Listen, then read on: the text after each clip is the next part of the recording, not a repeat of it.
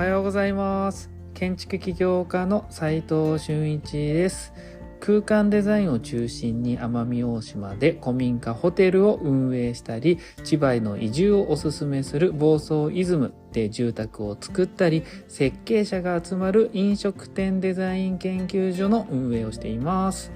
今日は建具はどんな部品でできているのかというテーマでお話しします。建具についての2回目のお話です。本題に入る前にお知らせさせてください。飲食店デザイン研究所が監修しました建築知識2月号小さな飲食店の作り方という雑誌が発売されています。去年の2月なんでお知らせ自体めっちゃ遅れちゃってますが、インテリアデザイナーを目指すのであれば他の本と違ってむちゃくちゃ実践的なんで役に立ちます。結構長期的に使える本になっていますのでぜひ買ってみてください。それでは本題に入りたいと思いますが、建具はどんな部品でできているのかというテーマなんですが、建具を作るのに必要な部品を書いていくのが建具リストなんですけれども、先日、建具の記号を割り振っていたじゃないですか。で、建具の記号に対してそれぞれこの建具はこの、部品で作ってくださいね、こうやって作ってくださいねっていう、リストが建具リストなんですけれども、結論から言うと、建物本体と建具の枠と、金物の3つを決めることで建具リストを完成できますというところなんです。で、まずちょっと早速細かいところというか、説明していきたいんですが、建具の見た目がまずわからないと、どんな形の建具を作りたいのかっていうのを、わかんないじゃないですか。だからそれを書くと。四角なのか丸なのか、はたまたかまち戸なのかフラッシュ扉なのか、鉄壁なのかっていうのもありますけどね、ガラスが入っているのか無垢の木で作られているのか、これらによって扉の見た目はもちろん変わりますし、建具自体の作り方みたいなものをここで表現します。何でできているよっていうのを書きます。で、その見た目に対して裏と表を正面から見た図面を書いておくんですけれども、そこに高さ、幅、寸法をしっかり書いておきます。扉自体の厚みももちろん書いておかなきゃダメですよね。で、この時注意しなきゃいけないのは枠の太さなんです。枠の太さ。で、建具の枠には戸当たりっていうのがついていて、閉めた時にぶつかって扉が止まるとこですよね。隙間がなくなるって、そこで隙間をなくしてますし、なので表と裏では枠の太さ、見え方が違うんです。で、なので、枠についてもどんな素材で、見付けと見込みの寸法になっているかっていうのを書いておきます。で、見付け見込みって何っていうふうに今思ったかもしれませんので、ちょっと説明を、しておきますと、見付けっていうのはさっき言った通り見た目、枠を正面から見た時の枠の太さのことで、見込みっていうのは奥行きのことです。で、次に建具の取り付け高さについても書いておきます。建具の、枠の中に、例えば扉の下に20ミリ浮かして設置します。開けて設置しますっていう時にこれをアンダーカットって言うんですけれども、空気の部屋の中の出入りとしても使われますよね。なのでそういったことも書いておきます。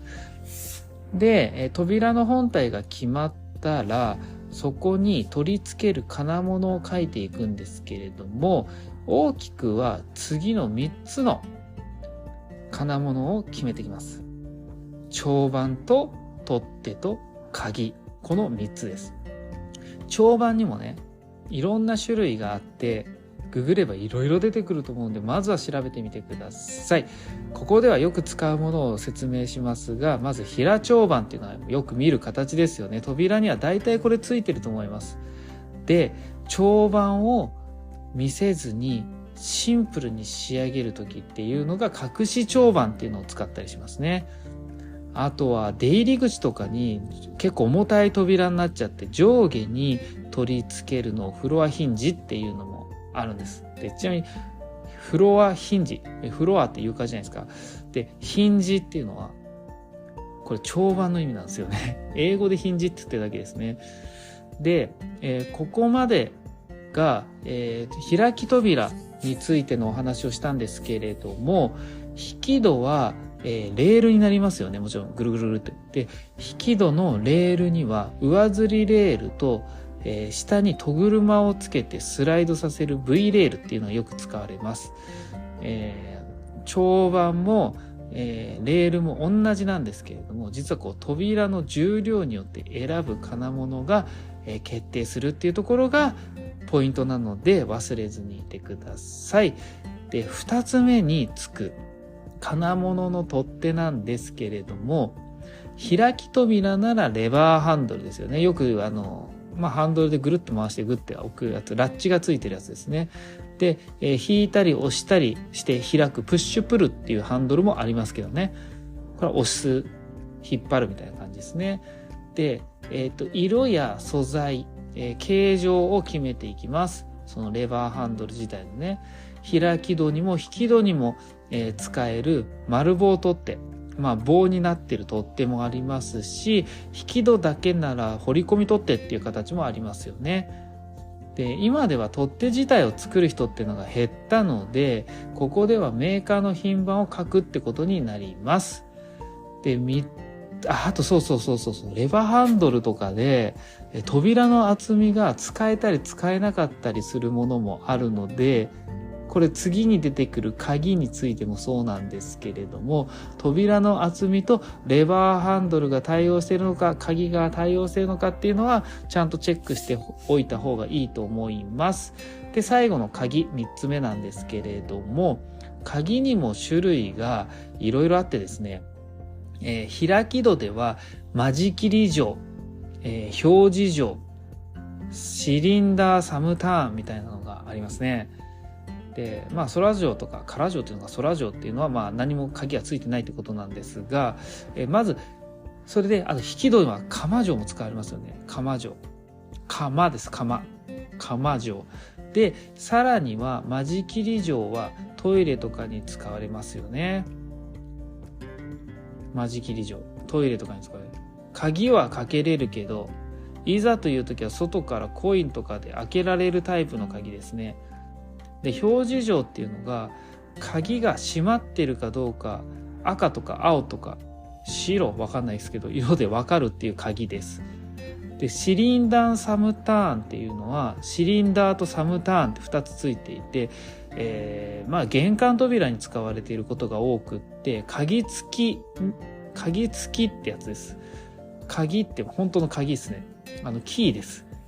で、ディンプルキーとかもありますよね。で、その辺の種類は皆さんも知ってますよね。賃貸とかで借りて、不動産屋さんから渡される鍵とかね、持ってると思いますので、その辺も合わせて、建具リストに書いておくといいと思います。今日はですね、建具はどんな部品でできているのかというテーマで、建具リストについてのお話をしました。結論は、扉の形を決めて、それを動かす金物を決めるというごくごく当たり前のことなんですけれども、ちゃんと決めずに書けない人も多いので、皆さんはちゃんと理解して学んで、建具リストを書けるようになってください。